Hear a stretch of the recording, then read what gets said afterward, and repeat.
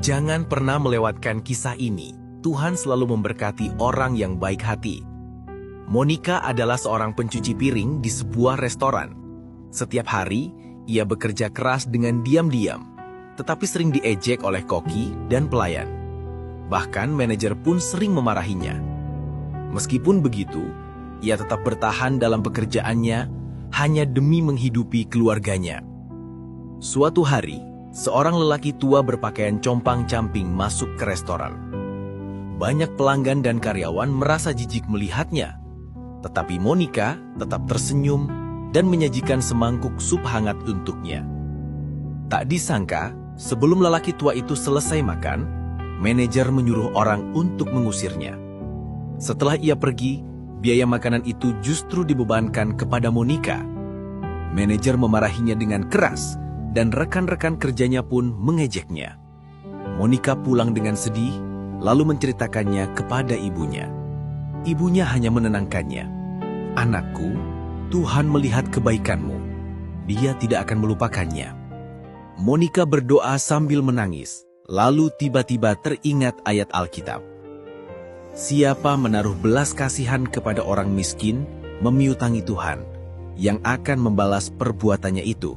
Amsal 19 ayat 17.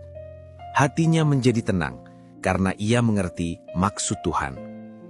Keesokan harinya, restoran mengadakan rapat karyawan. Semua orang terkejut.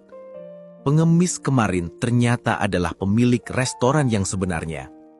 Sambil menatap semua orang, sang pemilik berkata, "Aku menyamar menjadi orang miskin untuk melihat bagaimana kalian memperlakukan pelanggan miskin. Hanya Monica yang jujur dan baik hati, bukan saja tidak merendahkan orang miskin, tetapi justru melayaninya dengan tulus." Ia berjalan ke arah Monica dan berkata sambil tersenyum, "Mulai hari ini, engkaulah manajer baru restoran ini." Di tempat itu juga, manajer yang kejam dipecat. Semua rekan kerja yang dulu meremehkan Monica menatapnya dengan kagum. Tuhan berkata, "Kerajaanku memerlukan orang-orang yang jujur, orang-orang yang tidak munafik atau curang." Bukankah orang-orang yang tulus dan jujur tidak disenangi di dunia? Aku justru sebaliknya. Orang-orang jujur boleh datang kepadaku.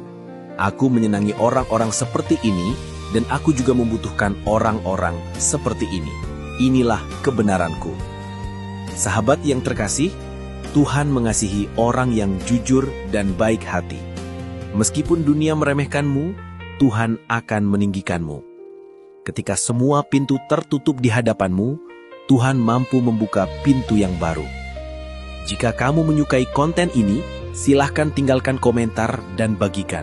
Kiranya engkau diberkati Tuhan.